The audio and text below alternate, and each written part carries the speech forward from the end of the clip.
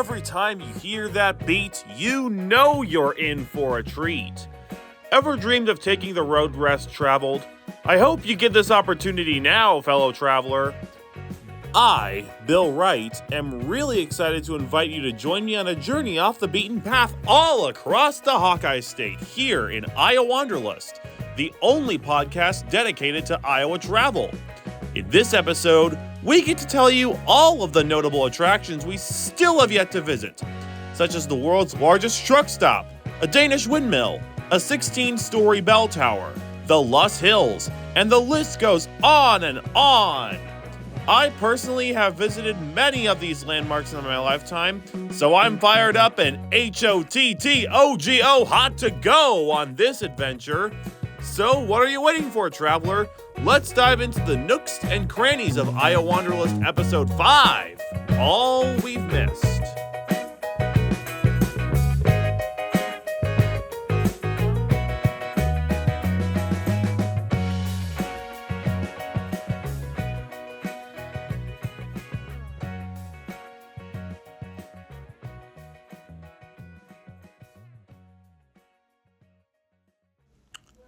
Hello there, fellow road trippers. Bill Wright here telling you thanks for joining me on this Iowa journey so far. We have covered a bunch of the notable tourist traps in Iowa.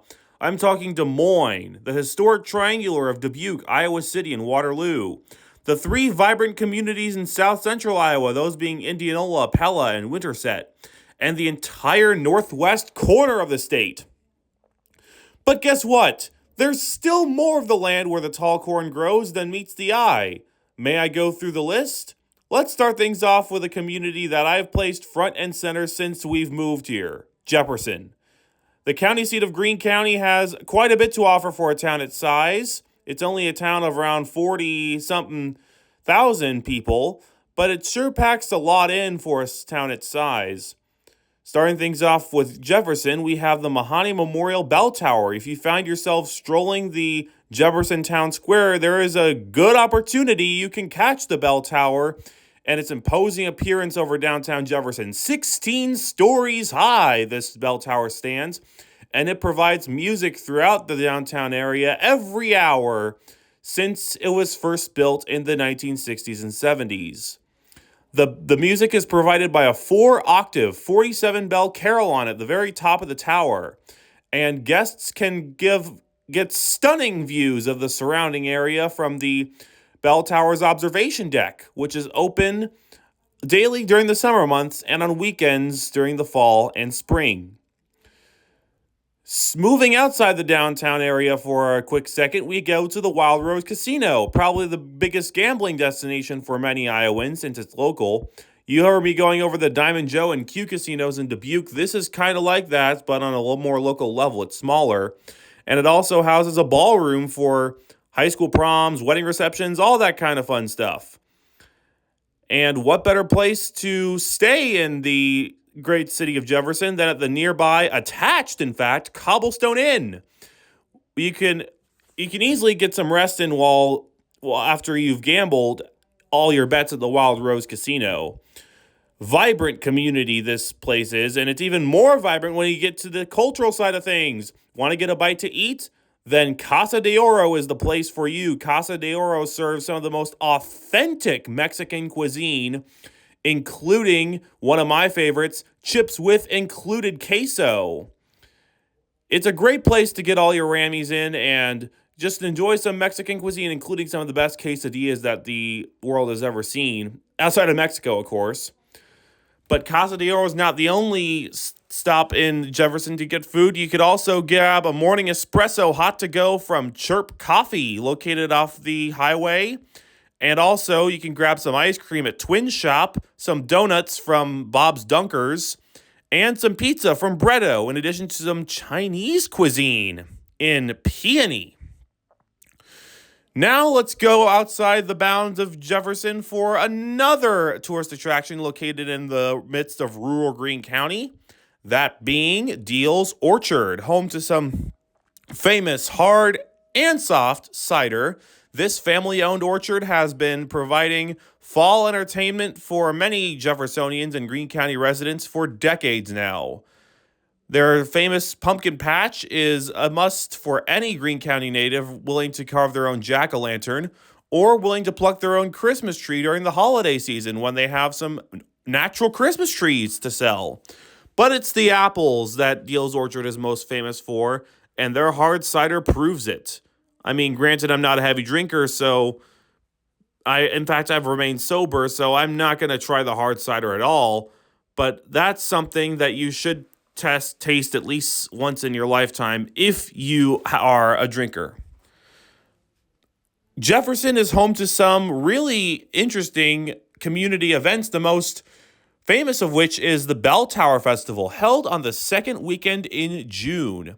The Bell Tower Festival is a vibrant display inside Jefferson's town square. They have carnival rides, music on the square in front of the courthouse and the sculpture gardens, some food offerings, an antique car show, and much more. They even have a parade on the Saturday to culminate all the fun and games that go on during the Bell Tower Festival, one of the most unique festivals that Jefferson has to offer that not too many other communities in Iowa could pull off, though, although Bellevue Heritage Days is a close second. But let's say you're a football fan. Well, the Linduska Field in Greene County Middle School has some of the Friday Night Lights vibe going for it with hometown football games, Greene County Ram home football games. All of them are hosted at Linduska Field, which hasn't changed locations yet, even though the high school has changed locations. The middle school has previously served as the high school, but Linduska Field remains the iconic home for Greene County Ram football. They might have the home field advantage, but the Rams aren't doing too good recently. I remember when they only won half of their home games during my senior year of high school. But they've recently got a new lighting system and a new video scoreboard, and they're looking to amp up their entrance experience, so improves the old Linduska Field is here to stay, folks. Jefferson is quite possibly the textbook definition of small-town Iowa life. It's got a thriving community, a great emphasis on their high school sports, and all in all, just a nice place to hang out and enjoy Iowa life. Coming up, we have some more news from urban areas in the state. We'll talk about Cedar Rapids and the Quad Cities, even though they aren't the nicest places to live in Iowa, coming up here on Iowanderlust.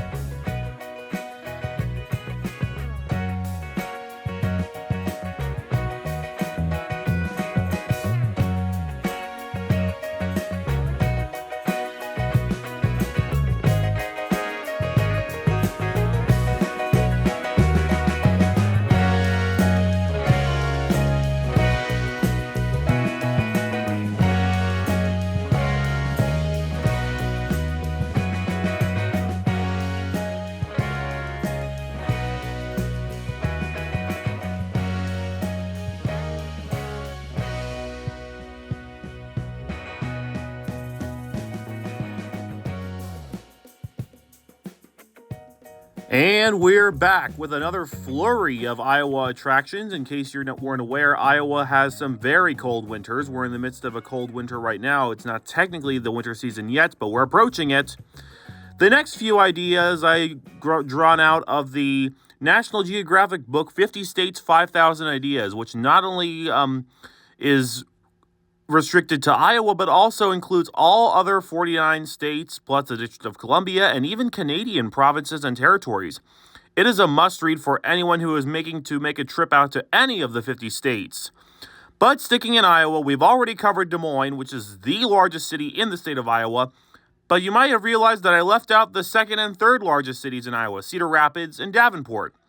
Cedar Rapids, located in east central Iowa, has quite a bit to it. It lies about 100 miles as the crow flies east of Des Moines. A city built on cattle and corn that later evolved into an arts and culture oasis. As the name implies, the National Czech and Slovak Museum and Library offers exhibits on the history of those cultures in the United States. The Cedar Rapids Museum of Art's collection of 7,200 works of art span from antiquity to modern times, but it's particularly strong in early 20th century American art. Featured prominently are works by local painter Grant Wood, whose studio, where the artist lived and worked for more than a decade, is preserved 3 blocks from the museum. This is where he painted American Gothic in 1930. The painting that is quite possibly the most associated with Iowa. Sioux City anchors Iowa's west coast along the Missouri River. In fact, it's in northwest Iowa. We've covered a bunch of the smaller communities, but Sioux City is the largest community in northwest Iowa. Front and center on the waterfront, the Lewis and Clark Interpretive Center commemorates historic events before, during, and after their landmark expedition. Just steps away, within a 1932 riverboat, the Sergeant Floyd River Museum highlights the role of the Missouri River in opening up the West, as well as the Army Air Corps of Engineering's task of managing America's rivers. Downtown, the Sioux City Public Museum features local and regional artifacts, while the Sioux City Arts Center showcases a variety of artists. Palmer's Old Time Candy Shop on Wesley Parkway is the latest iteration of a local sweet business that started in 1878. In the northeast corner of the city, the 30-foot Immaculate Heart of Mary, Queen of Peace stainless steel sculpture towers over Trinity Heights, an inspirational garden with Christian shrines and quiet corners for prayer and reflection.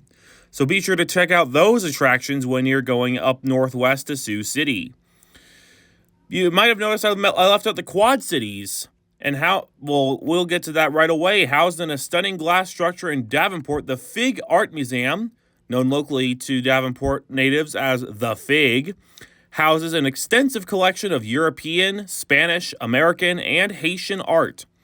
History and natural science are the focus of the River City's Putnam Museum, one of the oldest museums west of the Mississippi. Some 15 miles northwest of Davenport, the Iowa 80 Trucker Museum flaunts a wide variety of vintage haulers, including a 1911 Walker electric milk delivery truck and a 1910 Avery communication tractor and truck. And speaking of Iowa 80, this is the world's largest truck stop located in Walcott. It offers a bunch of trucking deals on trucking equipment, as well as a series of restaurants. In addition to a DQ, Pizza Hut, Taco Bell, and Wendy's, it also houses the Iowa 80 Kitchen, which houses original meals. You can also pick up a souvenir to remember your trip to Iowa in quite possibly the headquarters of Iowa Merchandise. We'll get right back from the Iowa 80 truck stop as we continue our drive westward into quite possibly the home of the most famous Iowan to have ever lived here on Iowanderlust.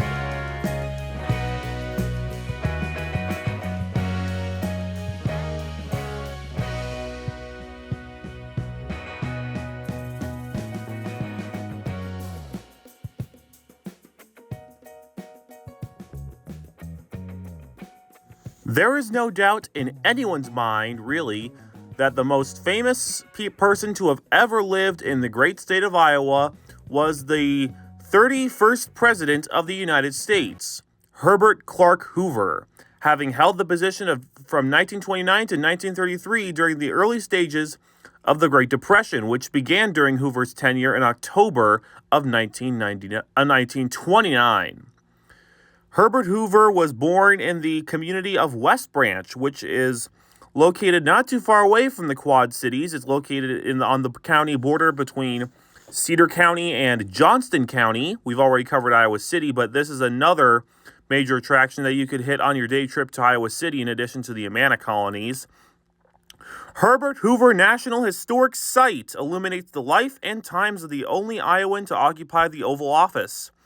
In addition to the Hoover Presidential Library and Museum, the park includes the cottage where he was born, a blacksmith shop, Quaker meeting house, schoolhouse, and the graves of Herbert and his wife, Lou Henry Hoover. Herbert Hoover has made quite the impact on Iowa's way of life, although he was ousted in 1933 by Franklin D. Roosevelt for his New Deal. The city of West Branch is quite charming for a town that is home to an American president. Their football team is quite a powerhouse in Class 1A. They defeated Bellevue, which was my home team for a while, on 1950-0 in 20. When I was in elementary school, they beat them by that score, a shutout win for the Bears. And speaking of Bellevue, this is a major tourist destination located just south of Dubuque, which I've covered in episode 2. In fact, I might have even covered Bellevue in episode 2.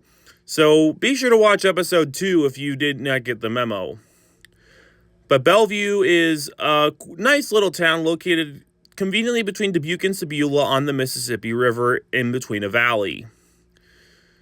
Now moving on to Boone. The Boone Toreadors, and also the home of a famous railroad, the Boone and Scenic Valley Railroad, offering stunning train rides of the Des Moines River Valley, including the famous Kate Shelley High Bridge, which was inspired by a really good story about this young girl named Kate Shelley who has saved a complete train of passengers from dying.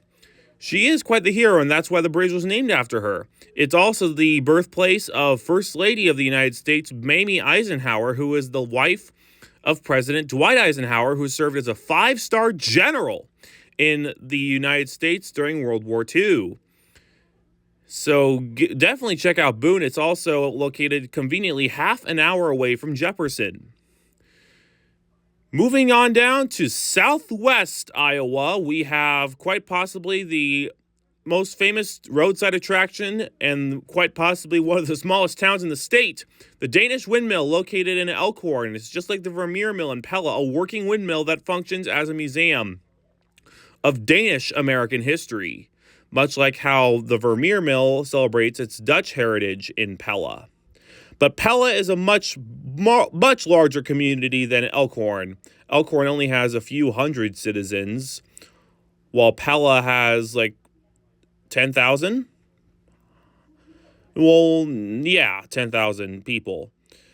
But the Elkhorn windmill is also ginormous for its size. They even provide history of the Vikings and windmills alike in this really cute and charming destination on Elkhorn. If you're driving down the country roads of Elkhorn, if you're taking the road less traveled, stop by the Danish windmill. You will never forget it. And it's also in southwest Iowa that you'll find the Luss Hills. The Luss Hills translating to loose. And I'm pulling it up, an article of it. Yeah, the Luss Hills, they make part of Iowa, Missouri, Nebraska, and Kansas. They stretch from the Blood Run site in South Dakota in the north to the Mound City, Missouri in the south. So they run pretty much all of the west side of Iowa, even though the majority of them are in Nebraska. There are a few state parks in this area that are worth checking out in the Luss Hills. And they do offer some really good variety in this mostly barren state. Trust me, Iowa is not a very stereotypical state. You are going to have a blast in the Hawkeye State here in Iowanderlust.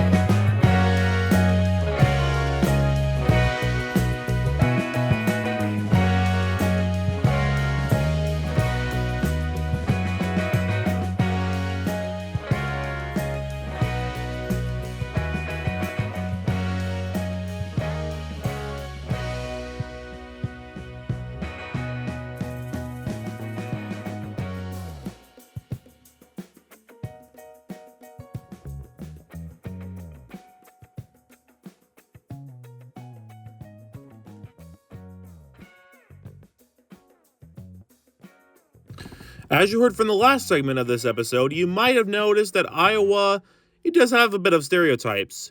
Many people envision Iowa as a state of endless prairies, endless cornfields. It's nothing but a vast expanse of farmland. Well, in Iowanderlust, as you've seen from all the previous episodes, it's a lot more than just corn. You definitely need to check out all of the tourist attractions that Iowa has to offer, but I'm also here to answer a bunch of other stereotypes that Iowans have. Iowa is flyover country? No, it's not. You have a bunch of roadside attractions that Iowa has to offer, and I've covered a lot of those in Iowanderlust as well. What is the best way to explore the state unlike any other event in the nation? I'm here to answer that right now. It's called the Register's Annual Great Bicycle Ride Across Iowa, or RAGBRAI for short. This multi-day event takes place across the entire state of Iowa, with bicycle riders stopping at towns across this great state, exploring all the wonderful communities that the state of Iowa has to offer. It's a nice way to take the road less traveled. A great bicycle ride that has been a mainstay in the Hawkeye State ever since its first inception in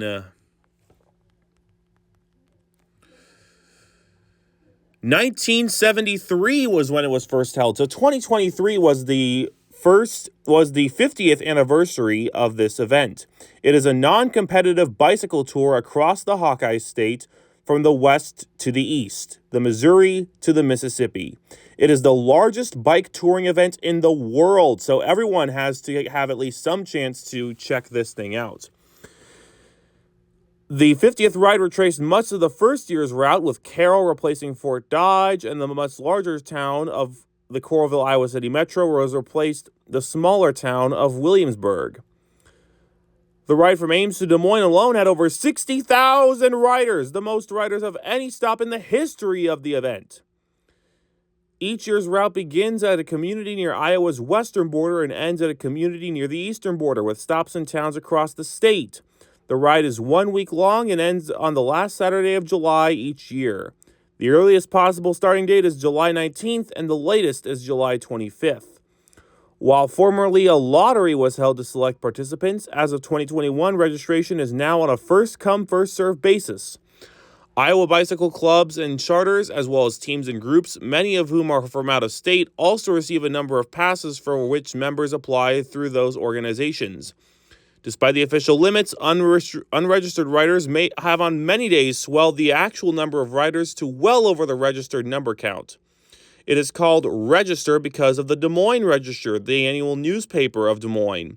The length of the entire week's route over RAGBRAI's first 40 years, not including the Century Loop, averaged 467.9 miles. The average daily distance between host communities is 67.1 miles.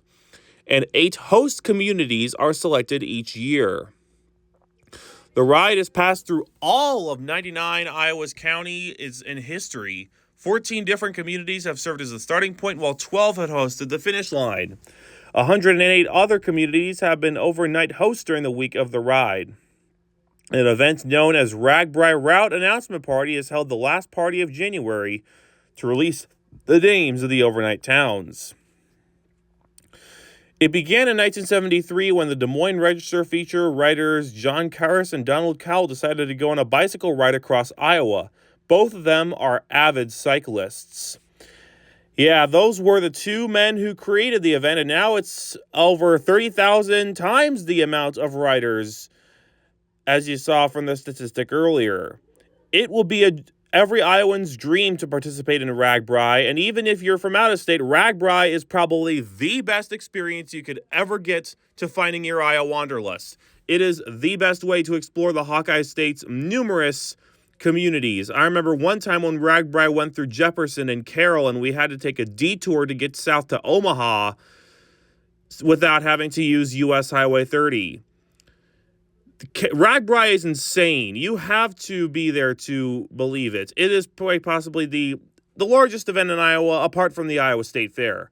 But the Iowa State Fair this year, it's is America's semi-quincentennial. So the next 2 years, the Great American State Fair will be held. It will showcase all of America's 50 state pavilions, and it will be put on by the Republican Party of Iowa. It's going to be a blast. It'll be a lot nicer than the current state fair, even though the State Fair Board has had a bunch of time to complete it. But it's going to be a great fair, especially when RAGBRAI rolls in. But RAGBRAI really rolls into the state fair. They go to the east. They don't go to the center, they go to the east.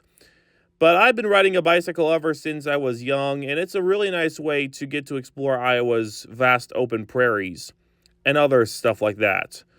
So, myth busted, Iowa's not an expanse of corn, and you have to experience it with RAGBRAI. And RAGBRAI is probably the number one reason to find your Iowanderlust. And that wraps up the 5th episode here on Iowanderlust. I'm Bill Wright, wishing you a very safe and happy travels as we bring this adventure to a close. But the adventure's not over yet, folks. Coming up, we have some interesting facts about Iowa in the next episode, Iowanderlust episode 6, Little Known Facts. But until then, Bill Wright here, encouraging you to find your Iowanderlust.